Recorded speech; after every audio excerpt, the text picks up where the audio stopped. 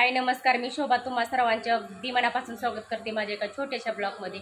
तर कशा असं घेतं श्री स्वामी समर्थ. बघा सकाळपासून ना असं काम होतं, भरपूर असं काम होतं. तर व्हिडिओ बनवायला आणि मोबाईल हातात घ्यायला पण ना वेळ नव्हता. तर 2 दिवस झाले ना लॉंग व्हिडिओ बनवला नव्हता.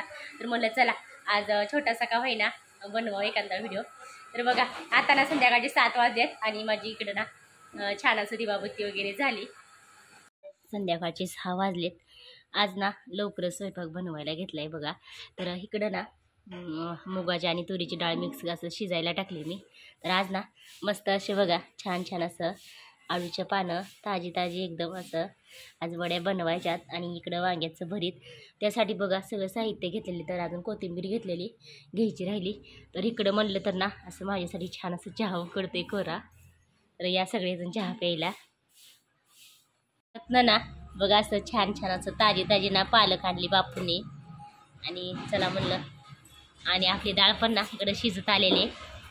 चला आता दिवस पण मावळायला लागलाय. असं छान असं दिवाबत्ती वगैरे झाली आता. आणि आज बघा एक 10-12 दिवसातून ना आज मुहूर्त लागला असं मस्त असं मसाला बनवायला. आज घेतला मसाला बनवून अशा पद्धतीचं बघा छान असं मसाला बनवलाय. तर खूप छान असं वास बघा यायला लागली आणि आत्ताच बनवलाय. आणि आज ना अक्षतानं माऊली बघा बाहेर गेले. तर ह्यांचं चाललंय ना असं दळणं दळायचं आणि माझं चाललंय स्वयंपाक. तर बघा आज ना तर मशनीवर पण बसायला काय आज वेळ भेळ झालं एकदाचं स्वयंपाक. तर बघा आता ना संध्याकाळचे 9:30 वाजले. तर ह्यांनी पण आलं नाही तर आणि ह्यांना अजून भाड आहे. तर हे बघा शेंगदाणे जे भाजते ना ते हे उद्याची तयारी चालू आहे. तर उद्या ना एकादश आहे. तर म्हणलं चला खिचडी वगैरे करायला ना तर होईल. तर इकडं ना असं भाकरी बनवून झालेले आहेत माझ्या. तर बघा अक्षताने ना जेवण पण केलेलं आहे. आणि इकडं असं पालकचा गरगटा भरवलेला आहे. आणि इकडं अशा बघा अशा पद्धतीने ना असं आळू वडी बनवलेली. इकडं भात. तर असं गरमागरम जेवण आहे बघा आपलं संध्याकाळचं. तर या सगळेजण जेवायला. आणि बघा आणि इथे ना लसूण सोलून ठेवलेलं. तर आज ना कांदा वगैरे चिरला नाही, आज पण एकादश आहे. तर हे बघा 4च वांगे घेतलेत अगदी ना भरीत बनवायचं वांग्याचं. तर त्याच्यासाठी अगदी 4च वांगे घेतलेले आहेत. तर चला मग असा आहे आपल्या संध्याकाळच्या जेवणाचा बेत. तर या मग सगळे जेवायला. बघा एका ताईचं असं म्हणणं होतं की हे कार्पेट वगैरे काही नाही. कार्पेट आहे का? तर हे कार्पेट वगैरे काही सुद्धा नाही. तर बघा हे ना फरशीच आहे. तर असं ना फरशीच टाकलेली आहे आम्ही. हाय नमस्कार, मी शोभा तुम्हा सर्वांच्या अगदी मनापासून स्वागत करते माझ्या एका छोट्याशा ब्लॉगमध्ये.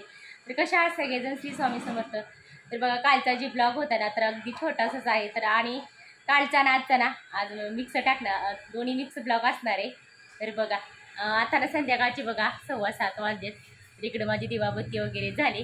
तर आज स्वयंपाकाला ना आज स्वयंपाकाला सुट्टी आहे. तर आज सगळ्यांची अशी एकादश आहे. तर आज ना फक्त आणि फक्त फराळीचंच आहे.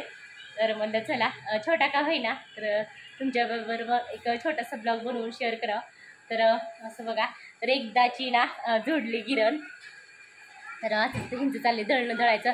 तर सुरुवातीला बघा आमचं दळण दळलं तर 2-4 दिवस झालं ना पीठ नव्हतं. आणि तर उद्या सोमवार आहे. तर पोरांना ना डब्यासाठी चपात्याच बनवावे लागते. तर त्या दिवशी मी भाकरी बनवलेली. पोरांनी अजिबात डबा नेला नव्हता.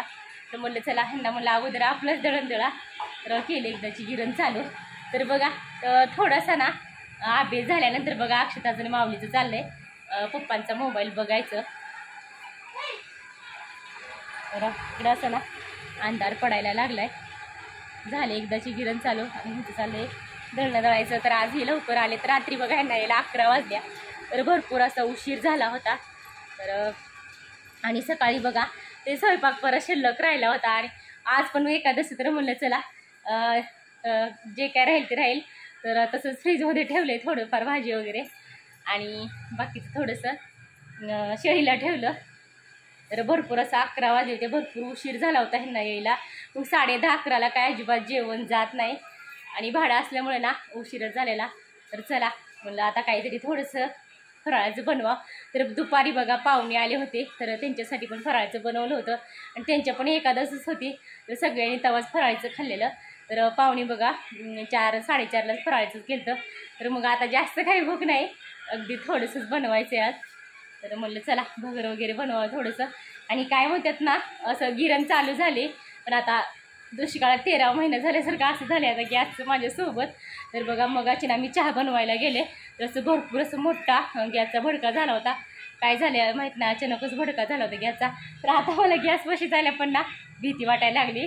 आणि दुसरी गोष्ट, तर मिक्सर पण बिघडला आहे. आता गिरण रिपेअरिंग केली तर हे मिक्सरचं आणि गॅसचं झाले बंद पडायचं. तर काय माहिती ह्याला पण न्यावं लागते काय रिपेअरिंग करायला, असं झाले. तर चला मला थोडं शिगडीवरतीच बनवा. इकडं ठेवले मी दूध गरम करायला शिगडीवरती. आणि बघा तर उद्याची तयारी ना, उद्या पोरांना शाळेत जायला लागते, तर सुक्या भाज्या बनवायला लागते त्या. म्हणून ना वटाणे भिजत घातलेत मी, म्हणलं उद्याची तयारी करूया. आणि दळण पण सगळ्यात अगोदर ना आमचं दळून घेतलंय. अशी दिवाबत्ती वगैरे झाली इकडं माझी. अगरबत्ती ना आता भिजत आलेली. 2-4 दिवस ना गिरण बंद होती, तर प्रत्येकजण म्हणायची गिरण कधी चालू करणार आहे, कधी नीट करणार आहे. तर बघा एकदाची झाली गिरण चालू, आणि असं दळणं पण यायला लागलेत.